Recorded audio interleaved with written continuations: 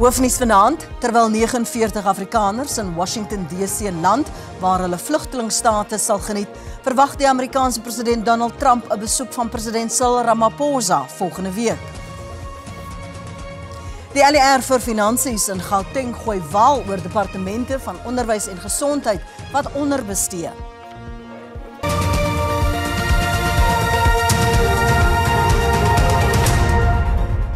Goeienaand en baie welkom by ons bulletin. Die president van die VSA, Donald Trump, het herhaal dat daar 'n volksmoord besig is om in Suid-Afrika af te speel.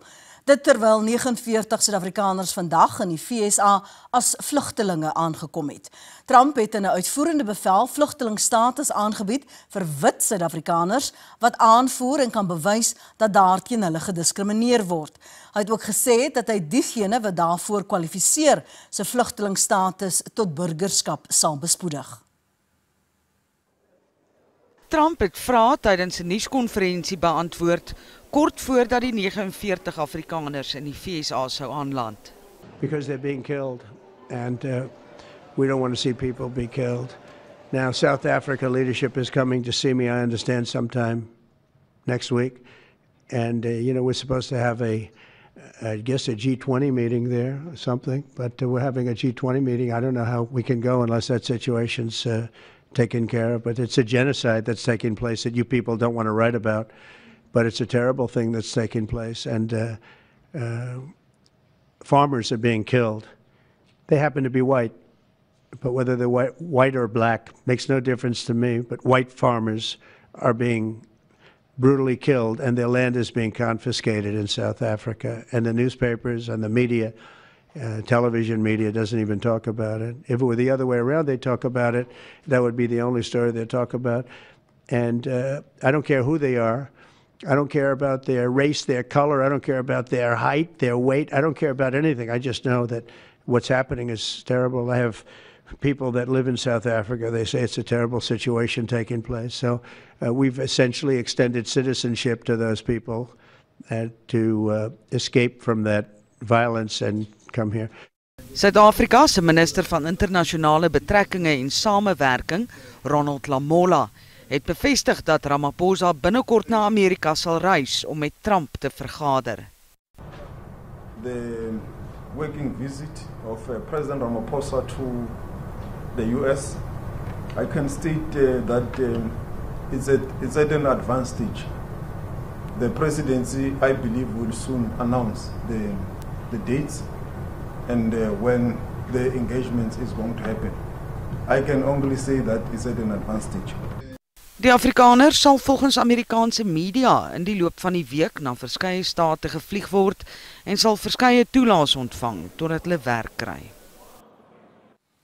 Die Amerikaanse adjunkminister van buitelandse sake van die VSA, Chris Landau, het die 49 Afrikaners amptelik by die lughawe buite Washington DC ontvang.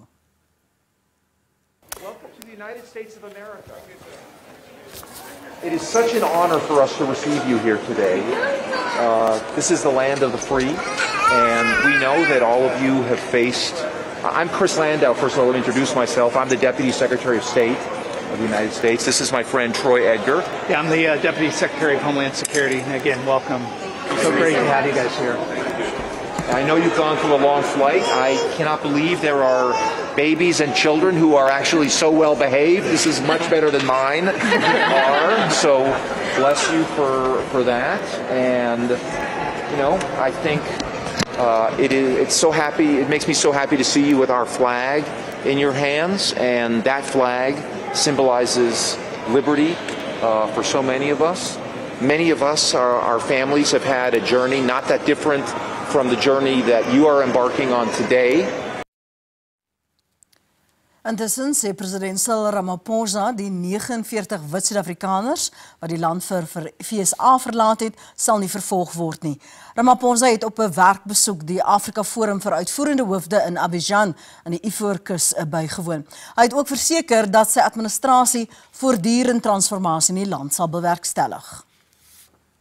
Raised our own concern because those people who are being enticed to go to the United States do not fit the definition of a refugee. A refugee is someone who has to leave their country out of fear of political persecution, religious persecution. They don't fit that bill. They don't fit that description. And I had a conversation with President Trump on the phone, and he said, what's happening down there? And I said, President, what you've been told by those people who are opposed to transformation back home in South Africa is not true. Ramaphosa het ook benadruk dat Suid-Afrika 'n suksesvolle G20-beraad wil aanbied. We participate with a number of countries, and the US also participates, and leading to that summit where we will, as South Africa, hand over to the United States. One would hope that it will all happen seamlessly and in an ordinary and well-managed manner. Die huidige konflik in die ooste van die DRK was ook bespreek. I'd like to compliment rather than contradict what President Kagame is saying. The processes that have been happening on the continent, either the Nairobi process or the Luanda process or the AU process, have been very, very essential in building a foundation of peacemaking and also confidence building. Well, I think there are several efforts going on at the same time. That's the problem. And even that one we are talking about, whether it is Qatar or the US, or we can't say we have succeeded. Everyone is trying. President Ramaphosa hoop intussen ook om bilaterale betrekkinge met die Ivoorkus, een van Suid-Afrika se strategiese vennote in Wes-Afrika, te versterk. Amerikaanse markte het positief gereageer nadat die land en China 'n ooreenkoms bereik om 'n reeks handelstariewe vir 90 dae drasties te verminder. Die VSA gaan weer 30% hef op Chinese invoere vanaf 145% en China 10% op Amerikaanse goedere vanaf 125%. Die besluit volg op 'n 2-dag hoofvlakvergadering in Genève, Switserland om ekonomiese en handelsake te bespreek. Trump sê hy gaan binnekort met Chinese president Xi Jinping vergader. Volgens internasionale standaarde doen Suid-Afrika goed om die openbare gesondheidsorg bekostigbaar te hou. Al het net 15% van Suid-Afrikaners toegang tot private gesondheidsorg. Dit het aan die lig gekom by die 2025 Raad van Gesondheidsorgbefondsers konferensie wat in Kaapstad gehou word. Rolspelers in die gesondheidsorgsektor, soos beleidsmakers, praktisyns en innoveerders, is byeen om saam te werk aan gesondheidsorghervorming. Vanjaar se Raad van Gesondheidsorgbefondsers konferensie geskied teen die agtergrond van Suid-Afrika se nasionale gesondheidsversekeringswet wat tans teenkanting in die howe kry. Volgens die BHF is die Wêreldgesondheidsorganisasie en die Wêreldbank van mening dat die implementering van universele gesondheidsorg wêreldwyd gestagneer het. This is not just South Africa, it's not just the continent, it's actually global. And this is because we've seen worsening in terms of expenditure for catastrophic healthcare expenditure all over the world. So we have to find ways of making healthcare more affordable to increase access. Motudi sê die regstryd rondom die NGV maak die gesprek rondom universele gesondheidsorg meer noodsaaklik. You will see that in the program there's a lot of talk about healthcare reform because the work we do is not only instructed by the laws in place but by the needs of the community and the health citizens. So a lot of discussions here pertaining to universal health coverage and NHI will involve how we as a region actually collaborate to make sure that we are in step with one another. Die samewerking en verhouding tussen die private en openbare sektor is ook belangrik in die gesprekke ten opsigte van die NGV. I think if we sit around the table and work on those issues, the pragmatic implementation challenges of a complicated system in which we have a huge amount of capacity. South Africa has great medical skills, great medical schools, good health administrators in both the public and the private system, but lots of things that need to be fixed. We need to get on with the job of fixing them. Donaldson meen ook dat hoewel beide die Suid-Afrikaanse private en openbare stelsels internasionaal goed vergelyk, baie steeds gedoen moet word om die speelveld tussen die twee gelyk te maak. Eybre Babie, SAIK nuus Kaapstad.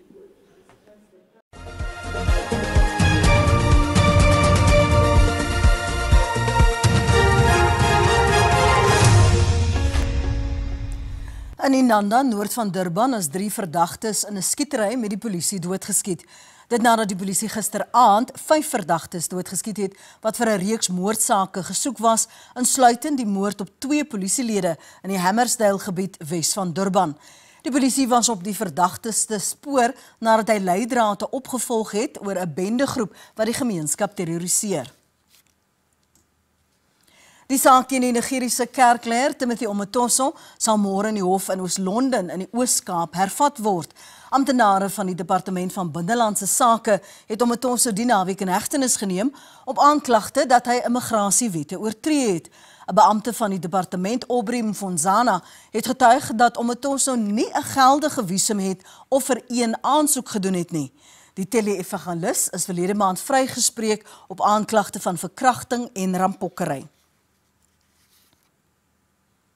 In 'n binneverhoor het die Hooggeregshof in Palm Ridge aan die Gautengse Oostrand bevind dat 'n bekentenis van die man wat na bewering die Isondiso gebou in Johannesburg aan die brand gesteek het, toelaatbaar is. Die hof het bevind dat hy toerekeningsvatbaar was toe hy die bekentenis gemaak het.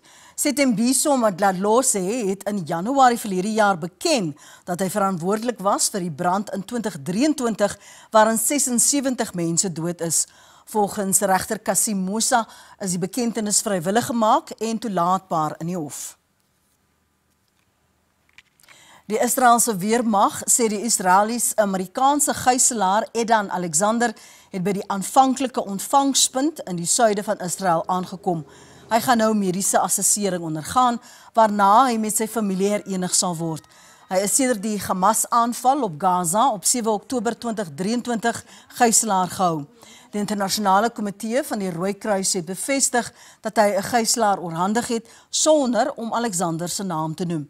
Gevegte in Gaza is vanmiddag gestop om veilige deurgang vir die vrylating van die gijslaer moontlik te maak. Net hierna kyk ons na die Gautengse en Wes-Kaapse begrotings en die ANC wil weer beheer oor Namakwa munisipaliteit kry. Dit alles net hierna, bly by ons.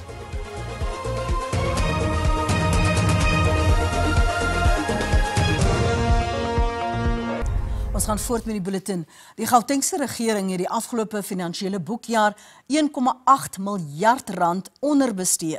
Die LER vir Finansies en Ekonomiese Ontwikkeling, Lebogang Mahele, sê die groot sondaars was die departemente van gesondheid en onderwys.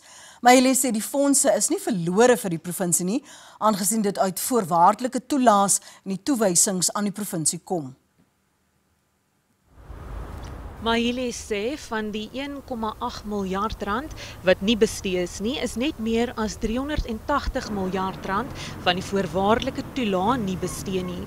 Van die bedrag is 'n motivering aan die nasionale tesourie gerig om 295 miljoen rand oor te rol na die nuwe boekjaar, maar 85 miljoen rand sal aan die nasionale inkomstefonds terugbesorg word weens onvoldoende regverdiging. Hy sê die 1,4 miljard rand se provinsiale billike aandeel sal ook onderhewig wees aan 'n interne provinsiale regeringsaudit proses. The 1.4 billion, it's what comes from the provincial equitable share, meaning it's a money that we've got a discretion on. And the 400 million, it's money that comes from the conditional grant. And out of that money, it's only 85 million that will definitely be unspent because we've not asked for a rollover. So from where we are sitting, we should be able to reprioritize and reallocate the 1.4 billion. Die departemente van gesondheid en onderwys is verantwoordelik vir 58% van die totale 1,8 miljard rand onderbesteding. We allocated about 600 million to the Department of Health and 300 million to the Department of Education, which was additional towards their compensation of employees. Maile sê hy en ander provinsiale allierre van finansies gaan die week met die minister van finansies vergader om te hoor of daar enige veranderinge aan die provinsiale begrotings sal wees. En steeds by begrotings, inwoners van die Kaapstad Metro stem nie saam met die munisipaliteit se voorgestelde verhoging van eiendomsbelasting nie. Dit nadat die Metro wysigings aan die voorgestelde begroting aangebring het. Die begroting sal eiendomsbelasting met byna 8% in die 2025-2026 boekjaar verhoog om veiligheids- en infrastruktuurprojekte te help befonds. Die styging en nuwe strukturering van tariewe sal nie net 'n beduidende impak op hoër inkomste huishoudings hê nie, maar kan die strooi wees wat veral laer inkomste huishoudings se rug breek.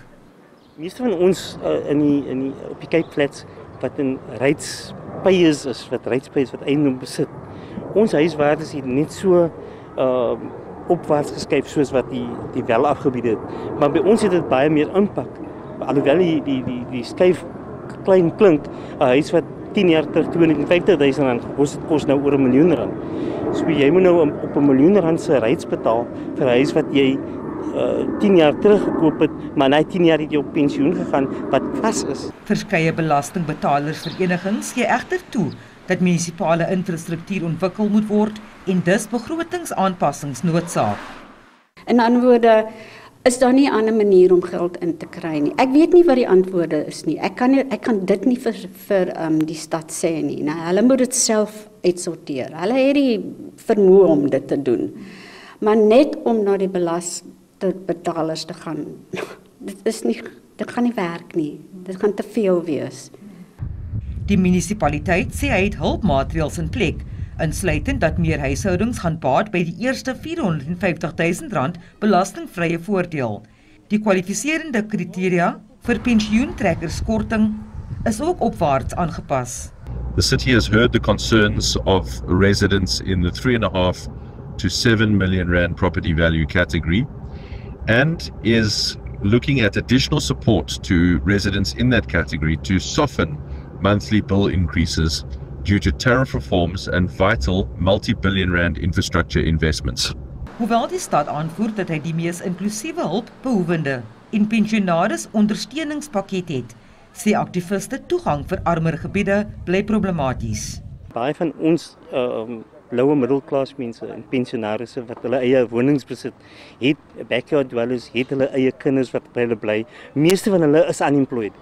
En daai mense gaan dan gebruik dan meer water, hulle gebruik meer krag. Die verhoging sal na verwagting op 1 Julie in werking tree. Vanessa Puna, SAK nuus, Kaapstad. Die ANC in die Noord-Kaap sê hy hoop om weer beheer oor die Springbok gebaseerde Namakwa munisipaliteit te neem met 2 tussenverkiesings onderweg. Die ANC in die provinsie het tydens die 2021 plaaslike regeringsverkiesing beheer oor 10 munisipaliteite verloor, maar het sedertdien weer 4 teruggewen na tussenverkiesings. Die ANC het dan 7 setels in die Namakwa munisipaliteit. Die regerende koalisie het 9 setels wat saamgestel word uit 5 van die DA en die Namakwa Civic Movement 4. Die Vryheidsfront Plus het 1 raadslid. Die ANC glo hy kan die status quo ontwrig. Van die ANC se kant af was ons slag gered. Ons is besig om die final touches, ons preparations agter mekaar te kry vandag, want môre begin die special vote. So ons is slag gered vir die verkiesing. Ons glo die kandidaat wat ons opgesit het, help ons al klaar 60% om die votes van Bergsig se gemeenskap te trek. En die ander 40% het ons al klaar gemobiliseer. Die tussenverkiesing is teweeggebring nadat 'n NCM-raadslid by die Patriotic Alliance aangesluit het. Ons weet dat ons gaan competitive wees. Ons weet dat die PA redelike invloed binne die laaste 12 maande binne die Namakwa munisipale gebied getoon het. Onthou in 2021 het die PA maar minder as ek dink 50 stemme gekry in wijk 5. Maar in 2024 het die PA fenomenale groei getoon waar hulle meer as 350 stemme in wijk 5 op hulle self gekry. En so daai gee vir ons 'n indikasie dat ons een van die frontrunners is. Met die oog op die plaaslike regeringsverkiesing hanteer politieke partye die tussenverkiesings as 'n barometer vir 2026. Ongeag hoe die tussenverkiesing plaasvind, gebruik elke politieke party maar dit as 'n maatstaf om te kyk sy stembasis, watter rigting gaan ons in, want in ons land en in al die munisipaliteite sien ons dat die koalisies is eintlik die orde van die dag. En dit ook so gesê is, as mens gaan kyk al die ander tussenverkiesings wat nou plaasvind daar in Karoo Hoogland, in Sitterland, wijk 5, is tussenverkiesings wat plaasgevind het of geskep is deur die politieke mag van ander politieke partye. Dit is 'n baie goeie strategie wat 'n mens nou het om jou databasisse op te bou en seker te maak wie is ons kiesers, by wie ons moet werk, wat is die gevoel op die grond vir die Namakwa Civic Movement, en die gevoel is baie positief. Die ANC sê hy sal dalk 'n koalisie met ander partye sluit om weer beheer oor Namakwa te neem. Ulrich Hendriks, SAK nuus, Kimberley, Noord-Kaap.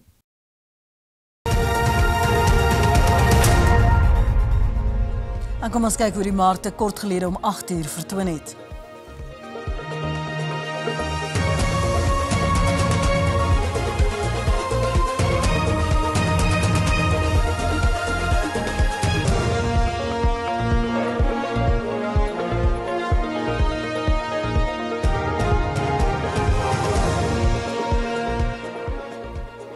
Ons sportsegment volg net hierna en ons het jou weer vir môre.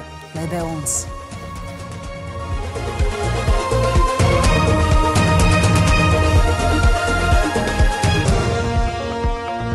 En ons groet tot môre aand. Totsiens.